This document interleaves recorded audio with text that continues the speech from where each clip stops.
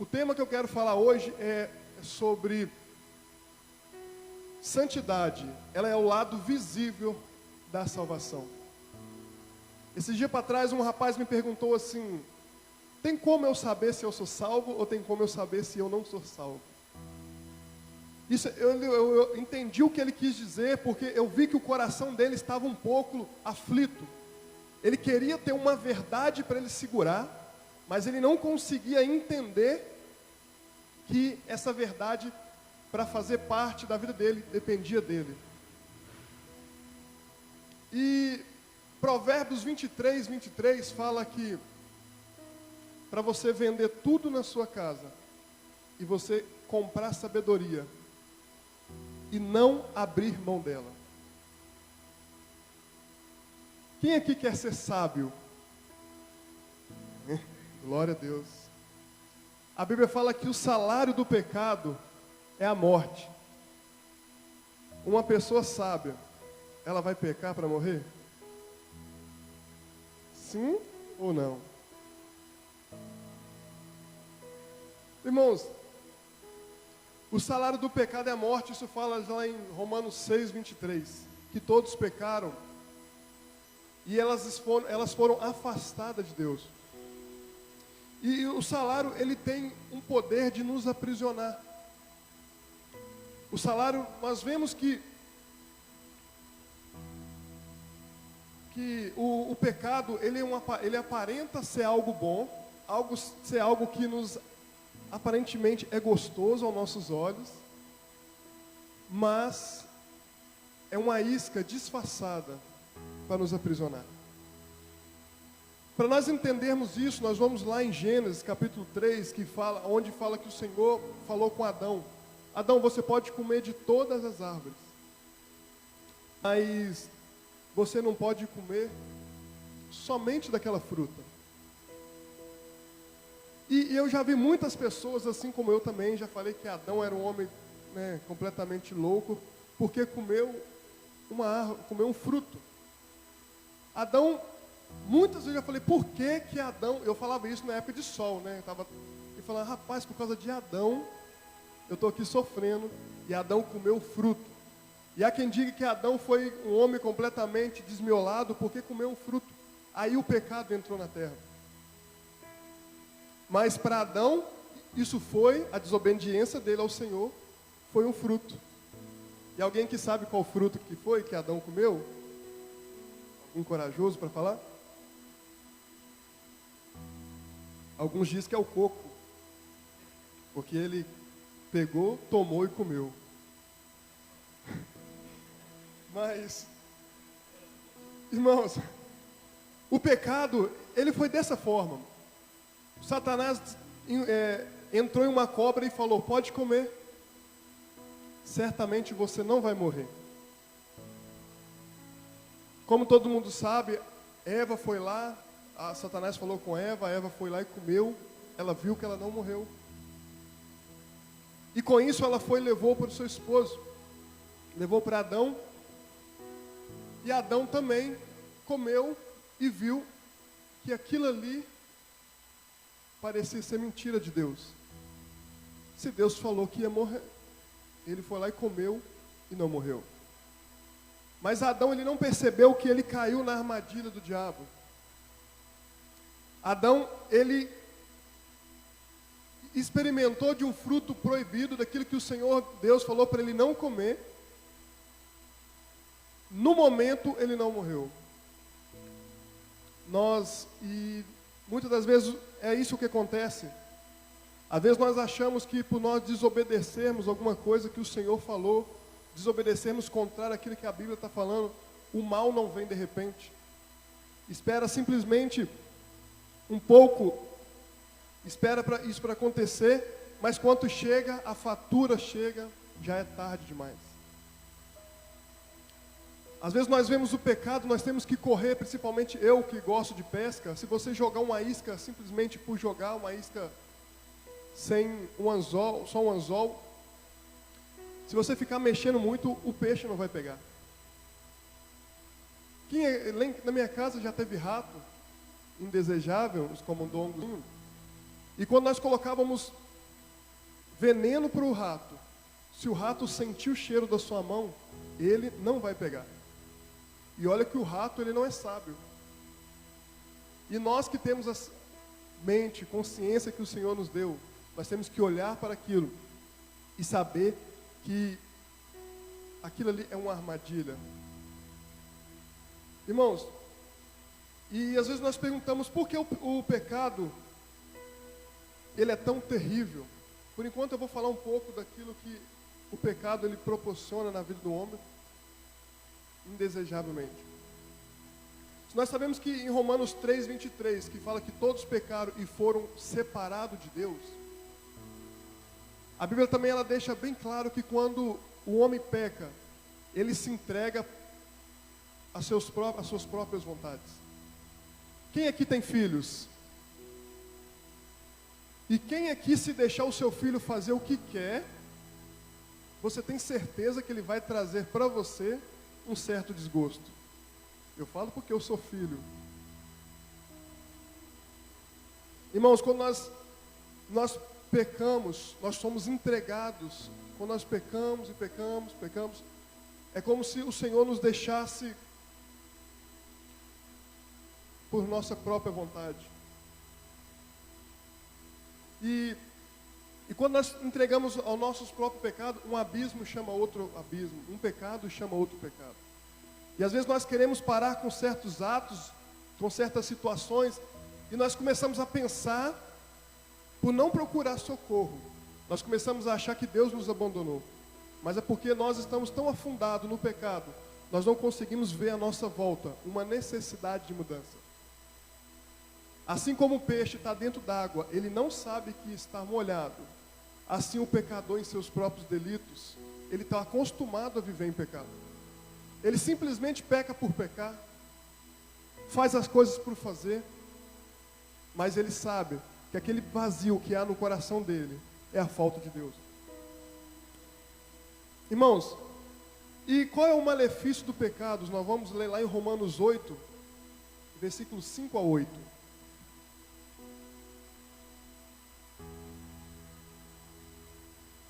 E nós vamos entender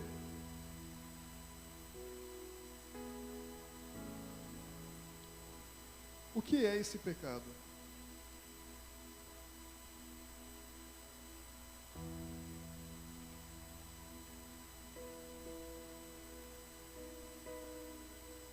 Vou ler na versão NVI.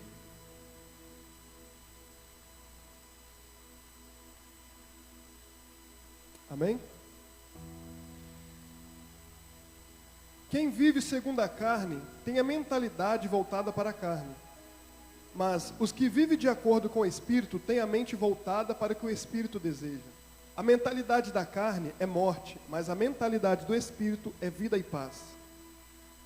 A mentalidade da carne é inimiga de Deus, porque não se submete à lei de Deus e nem pode fazê-lo.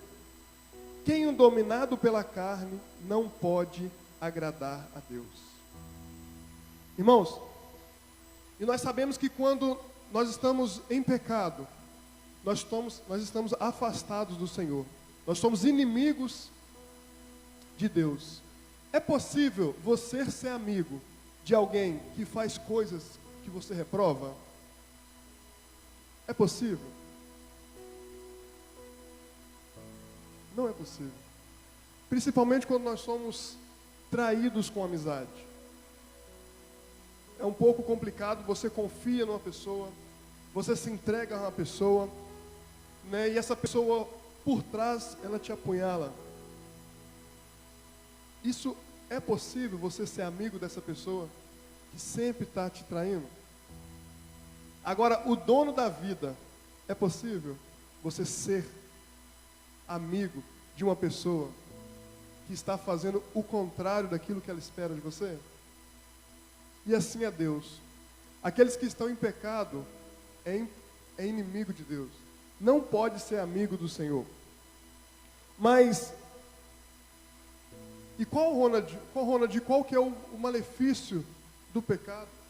Irmãos, nós sabemos que o que nós temos mais de valioso nessa terra é a comunhão com o Senhor, é a comunhão com o próprio Deus.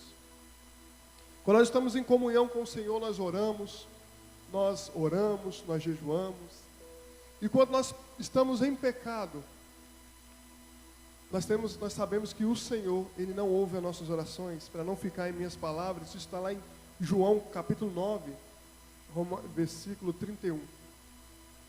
O Senhor, Ele vai ouvir simplesmente as suas orações de pedido de misericórdia. Se o pecado, ele fosse tão bom, como diz uma música por aí, ninguém chorava. O pecado foi o que trouxe você, de certa forma, a conhecer Jesus.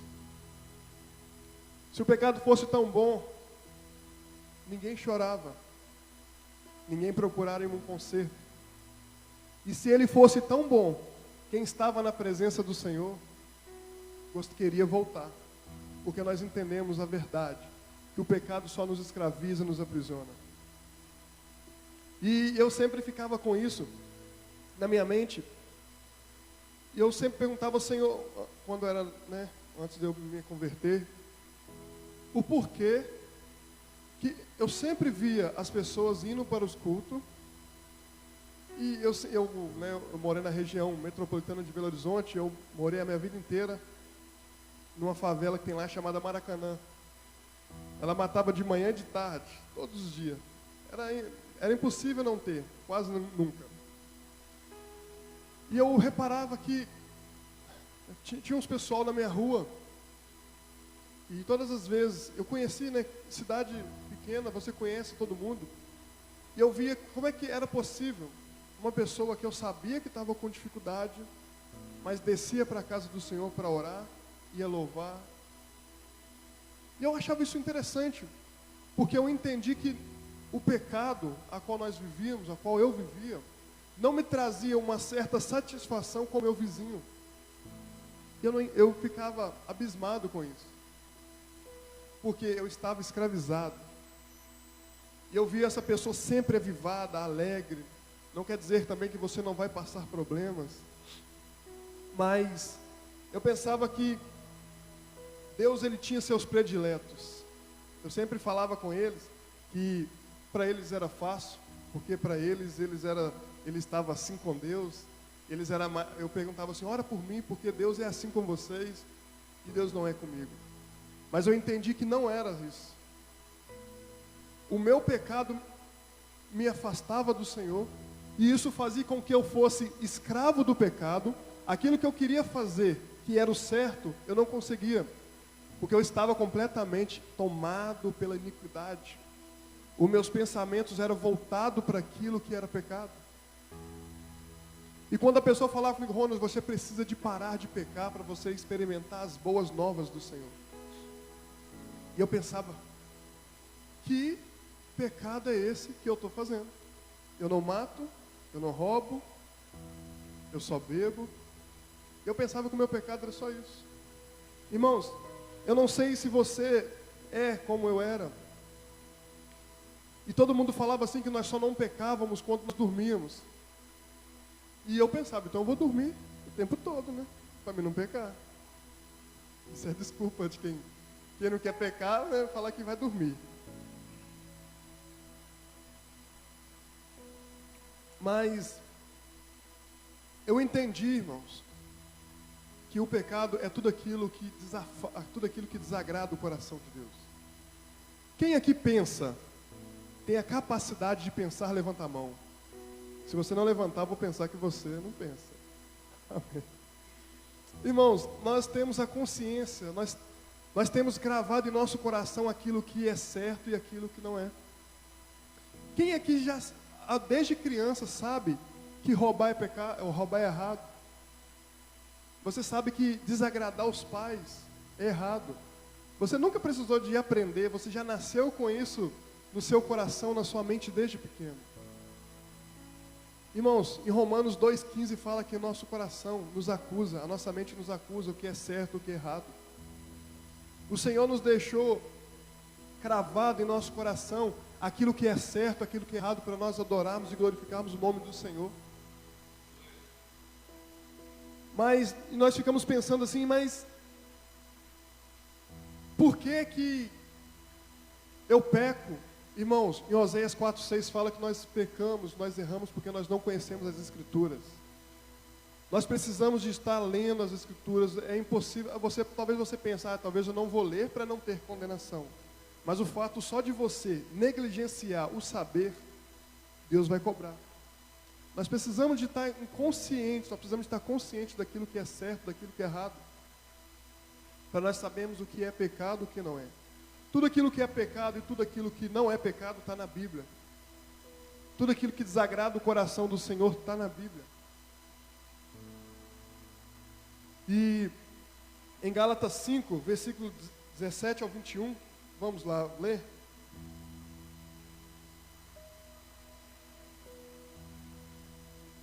Eu ia ler na minha Bíblia, só que eu esqueci meu óculos.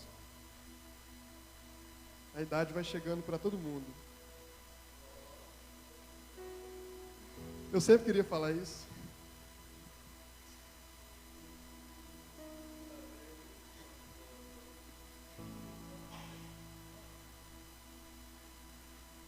Ó, que chique, hein? Vai ser até o 21. A natureza humana deseja fazer exatamente o oposto do Espírito quer.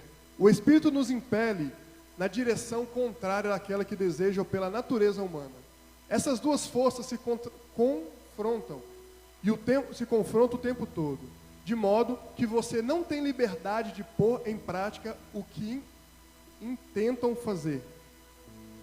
Quando, porém, são guiados pelo Espírito, não estão debaixo da lei. Quanto seguem os desejos da natureza humana, os resultados são extremamente claros: imoralidade sexual, impureza, sensualidade, idolatria, feitiçaria, hostilidade, discórdia, ciúmes, acessos de raiva, ambição, egoísta, dissensões, divisões, inveja, bebedeira, festanças desregradas e outros pecados semelhantes.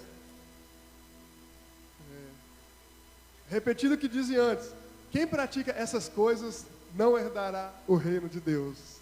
Eu acho que não é falta do óculos, não. Irmãos, e isso que é o pecado? Você pode pensar, e agora? Eu pratico essas coisas. Talvez eu não pratico feitiçaria. Mas tem coisas, irmãos, que é o peso. A rebeldia, ela tem o mesmo peso de feitiçaria. Mas eu não mato, mas eu fofoco. Eu não bebo para perder o juízo, mas eu não sou regrado nas minhas palavras. Irmãos, tudo isso está na Bíblia. Enquanto nós não entendermos essas coisas, nós não vamos ser avivados pelo Senhor. Antes mesmo do Senhor encher esse copo, nós precisamos esvaziar de todas as sujeiras. O Senhor, Ele não compactua com o pecado. O pecado não agrada a Deus. Deus, Ele é amor.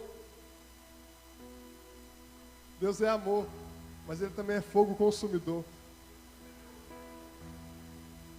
Deus é 100% justo. Deus é 100% fiel. Da mesma medida, irmãos, que Deus, Ele tratar com bondade os seus filhos, Ele também vai tratar 100% com os ímpios, aqueles que não querem nada com o Senhor. Mas Deus vai ser ruim? Não, de forma nenhuma. O Senhor, Ele está sendo fiel à sua palavra. Deus é para com os seus. Irmãos, mas talvez você pense assim: e agora? O que eu posso fazer? Qual é a solução para mim? Eu falo, irmãos, de coisas que avivam o meu coração. Eu falei com o Senhor um tempos atrás, falei: Deus, irmão, hoje eu não tenho vergonha de falar, eu tenho um coração, minha vida é um livro aberto. Muitas vezes eu queria viver a verdade, mas não se levantava antes homens para levar a mensagem de verdade, a mensagem de salvação, a mensagem de mudança de vida.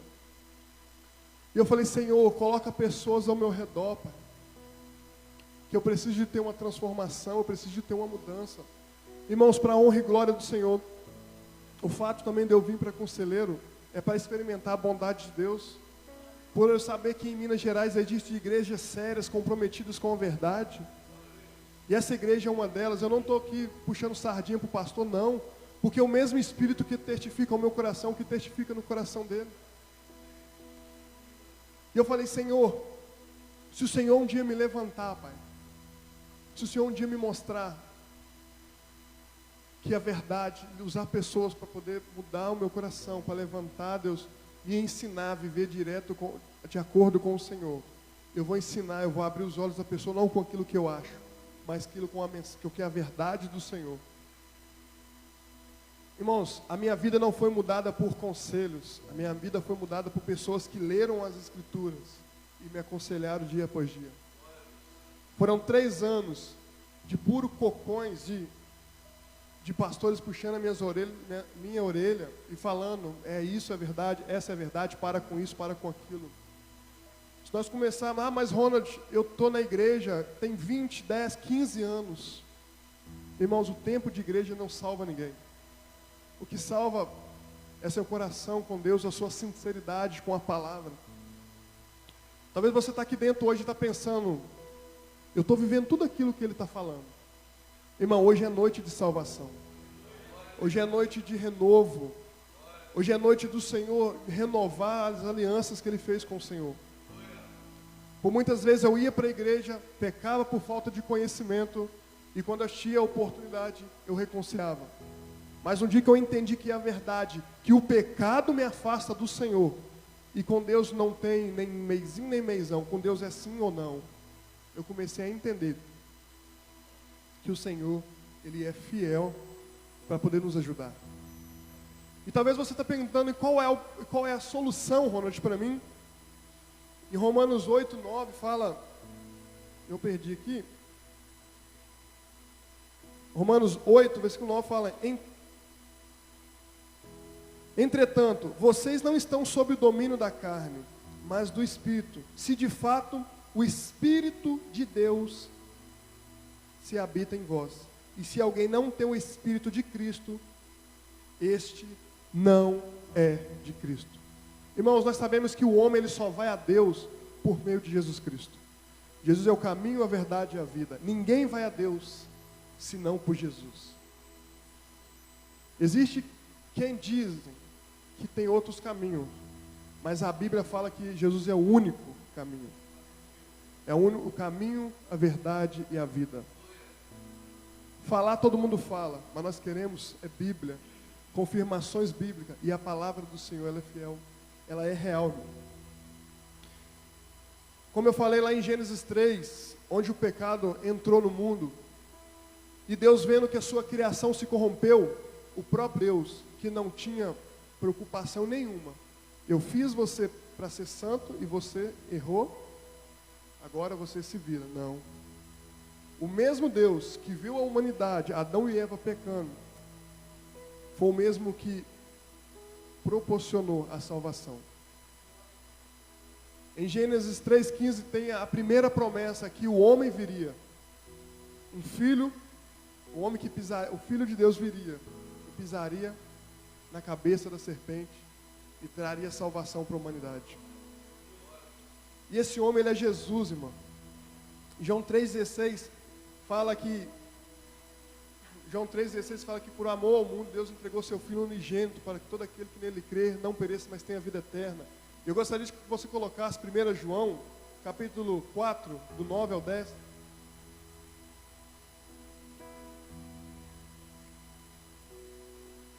Deus mostrou quanto nos amou e enviou seu único Filho ao mundo para...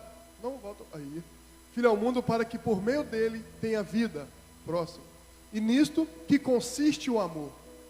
Não em que tenhamos amado a Deus, mas Ele nos amou e enviou seu Filho como sacrifício para o perdão dos nossos pecados. Em outras versões fala que nós não escolhemos Deus primeiro. É Ele que nos escolheu. Irmãos, Como eu falei, Deus não tinha obrigação nenhuma de nos salvar, mas Ele nos escolheu. Toda a humanidade que se entregar a Jesus Cristo, que aceitar o Senhor como único e suficiente Salvador, vai ser salvo. Talvez você pode ser como eu, um dos piores pecadores. Ainda existe salvação. Enquanto há vida, há esperança. Irmãos, o seu vizinho, o seu parente, você, eu, nós, todas as pessoas, nós temos ainda a oportunidade de reconhecer que o Senhor Jesus Cristo, como falou, o Filho como sacrifício para o perdão dos nossos pecados. Irmãos, todos nós que nós aceitamos a Cristo, nós somos perdoados dos nossos pecados. O pecado nos impede de subir para o céu. Jesus Cristo veio, morreu e ressuscitou ao terceiro dia para a glória do Senhor, para nos dar vida e livre acesso ao Pai por meio dele. Aí vem os benefícios. E qual é o benefício disso tudo? Aí que entra a graça e a misericórdia do Senhor. Você lembra que eu tinha falado que quem está em pecado, Deus não ouve as suas orações? É de não ouvir mesmo, assim. Deus não ouve. Ele só, não vai atender. A não ser que você grita com um pedido de misericórdia. Um pecador. Beleza, sei que sou pecador, aceitei Jesus como meu único, suficiente Salvador, ou seja, que não existe outra salvação por meio, somente por Jesus. Aí começam os benefícios. Romanos 8:33, nós vamos entender que aquele que fará quem fará alguma acusação contra os escolhidos de Deus? Se é Deus quem nos justifica. Irmão, a nossa ficha, o nosso histórico de vida era manchado pelo pecado. Aquilo que nos afastou de Deus. Aceitamos a Jesus, Ele que nos justifica. E a justificação de Deus é de nos fazer inocente perante Ele. É como um assassino está prestes a morrer, sentença de morte. E ele não vai para o céu porque ele é um pecador. Mas ele recebe, ele entende que aquilo que ele fez é pecado e entende que ele precisa de salvação, recebe Jesus como seu único e suficiente Salvador. Ali ele é justificado. Deus, como que Deus vai ver ele? Inocente. Ah, mas é injusto Deus perdoar um assassino. E nós, irmãos, que crucificamos o Filho de Deus e Ele nos perdoou. Sabe quem é aquele assassino? É eu e é você. O Senhor, irmãos, Ele não faz acepção de ninguém. É as pessoas que fazem acepção de Deus. Fala que vai buscar o Senhor, mas nunca dá a oportunidade do Senhor entrar na vida. E ainda sai na vida e ainda sai falando que Deus não tem capacidade de resolver. Eu já escutei pessoas falando isso. Muitas delas não com a boca, mas com a vida. Irmãos, em Romanos 5, fala que nós vamos ter paz com Deus. De inimigos, nós somos filhos, nós somos amigos de Deus. E a partir desse momento da justificação é o que me alegra. Eu já andei muitas vezes para o mundo afora, com medo, irmãos. Dentro da minha casa de porta fechada, com medo. A minha alma carecia de alívio, porque eu sentia o peso da inimizade com Deus. A partir do momento que eu aceitei a Cristo, entendi a verdade, irmão. O Senhor, Ele me deu paz de espírito. E é com essa paz que nós saudamos, irmãos, a paz do Senhor, graça e paz. Essa é a paz que nós temos para oferecer ao mundo, irmão.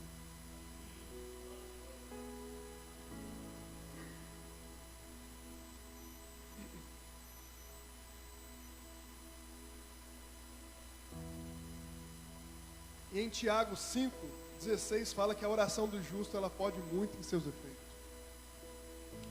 Talvez pela decisão de uma pessoa, talvez pela sua decisão de se reconciliar com o Senhor, de aceitar o Senhor como seu único e suficiente Salvador, Deus vai começar a salvar e trabalhar na sua família, por meio da sua vida. Porque as suas orações, elas vão começar a ter peso, ela vai começar a ser ouvida, porque você foi justificado por Deus. E a oração do justo, ela pode muito em seus efeitos. Irmãos, essa é a santidade que o Senhor quer. A santidade do Senhor não é algo impossível de fazer. A Bíblia fala, sede santo como eu sou santo. Deus, Ele vai pedir coisas viáveis que você pode fazer para você ser santo. Santo, perfeito, é o padrão que Deus quer. O mundo colocou a santidade como algo inalcançável. Isso é uma mentira de Satanás e seus anjos. Ser santo é ser padrão bíblico. Isso é ser santo. Deus, Ele não é injusto de pedir para que você troque essa lâmpada e não te dá uma escada. E se você não conseguir, Ele vai te lançar no inferno. Isso não é o que Deus faz. Quando Deus fala assim, filho, sede santo, porque eu sou santo. Deus fala, sede santo, porque eu vou te ajudar. Eu vou te justificar. A ausência do pecado, da prática do pecado, isso é santificação diária. Lendo as Escrituras, nós vamos entender. E isso foi o que mudou o meu coração, mudou o coração da minha família. Irmãos, e quando nós vivemos esse padrão, nós vivemos isso. É o que estava escrito ali, ó. Santidade é o lado visível da salvação. Tem como eu saber se eu sou salvo? Irmãos, a sua mente com Deus, a sua sinceridade, o seu coração, os seus padrões bíblicos. E o mais importante, aceitando ao Senhor Jesus como único e suficiente Salvador. Isso é o lado visível da salvação. E daí começa a busca pelo Espírito Santo. E aí que você vai começar a experimentar os renovos.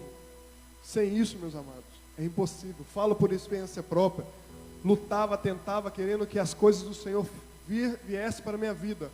Eu queria ter uma vida de filho de Deus, mas vivia uma vida de inimigo de Deus. Queria os benefícios de filhos, mas vivia como inimigo de Deus. Talvez você pense, Ronald, eu sou jovem, eu sou novo, eu estou velho. Não, irmãos. A alma não envelhece. O Senhor, Ele tem tempo para todas as coisas. Até nesse momento. Se você está aqui hoje e quer aceitar o Senhor Jesus como único e suficiente Salvador, você que quer reconciliar, esse é o momento. Mas talvez você pense, hoje eu não vou fazer isso, vou deixar para a próxima. Eu quase nunca cheguei na próxima oportunidade. Quase morri várias vezes, mas brincando com Deus. Da próxima vez, quando eu estava prestes a morrer, eu falei, agora eu preciso aceitar Jesus. Isso é mentira de Satanás, que do último momento nós vamos ter a oportunidade. Irmãos, para encerrarmos, se você quer experimentar aquilo que o Senhor tem para a sua vida, você só vai experimentar se você deixar Ele entrar no seu coração e fazer parte da sua vida. Isso aqui não é um apelo emocional, é algo racional. Se você quer e tem desejo de aceitar o Senhor como o único e suficiente Salvador, você que tem o desejo de reconciliar com o Senhor, dê um sinal. Se não tem, amém. Fico feliz por todos vocês estarem com a vida com o Senhor, mas se existem pessoas ainda que não entregou, não perca essa oportunidade. Se não for hoje, Pega a próxima. Amém? Irmão, vamos orar. Amém? Curva a sua cabeça. Senhor Deus e Pai, nós colocamos diante do Senhor, Deus, o nosso coração. Nós sabemos que o Senhor tem mais a nos dar, Pai, do que nós oferecermos ao Senhor. Deus, em nome de Jesus, nós queremos agradecer pelo seu amor, Pai. Nós éramos pecadores, nós éramos inimigos do Senhor, Pai. Nós éramos, ó Deus, pessoas afastadas daquilo que o Senhor teria para nos oferecer, Pai. Mas, Pai, pela graça, pelo Teu Espírito Santo, convenceu o nosso coração, Pai. E nos deu, Pai, vida e vida com abundância. Pai, que essas pessoas possam experimentar, Deus, um renovo do Senhor, Pai, nessa cidade de Conselheiro Pena. Que não exista, Deus, idade para isso, que da criança, Deus, ao mais velho, possa experimentar, Deus, a boa, perfeita e agradável vontade do Senhor. Deus, que essas pessoas possam ser exemplos vivos do Senhor, Pai, por essa cidade. Possam ser, Deus, cartas vivas do Senhor, cartas vivas do céu. Que elas possam experimentar, Deus, a boa, maravilhosa presença do Senhor. Pai, nós sabemos que como a sombra de Pedro curava, nós sabemos que é o Teu Espírito Santo, Pai, que fazia aquela mudança, fazia aquela diferença. Deus, que essa cidade, Conselheiro Pena, possa entender, Pai, que existe um Deus que salva, e que existe um Cristo que está disposto a nos perdoar e nos levar a ter paz com Deus. Em nome do Senhor Jesus, é isso que nós te pedimos, para a honra e glória do Teu santo nome, Pai. Nós glorificamos e exaltamos o Teu nome, porque o Senhor é santo, e muito obrigado, Pai, por até aqui o Senhor ter nos ajudado. Pai, seja com esse povo, Deus, seja com o pastor, em nome do Senhor Jesus. Abençoa, Deus, tremendamente essa igreja, para a honra e glória do Teu santo nome, Pai. É isso que nós te pedimos. Seja conosco, Pai, e leve cada um para casa com segurança.